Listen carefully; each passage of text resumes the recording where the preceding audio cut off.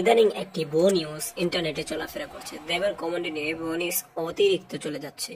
বলা হচ্ছে ঈদ 2026-এ নাকি কমেন্টো মুভিটি মুক্তি পাবে। এটি সম্পূর্ণ ভুয়া, কারণ এরার প্রযোজক এবং বাবা ছেলে দুজনেই দেশের সাথে গাদ্দারির কারণে জনগণের হাতে গণপিটুনিতে মারা গিয়েছে। তো এখানে কমেন্টো মুভি হওয়ার কোনো চান্সই নেই। এবং যদি যদি নিতে চায়, কিন্তু কেন নেবে? কারণ জামানা তো অনেক পাল্টে গেছে। কমেন্ট কেমন ওই সময় আর এই সময় অনেকটা সময়টাই চলে গেছে। এই কারণে আমার মনে হয় না যে কমেন্ট মুভি আর আসবে।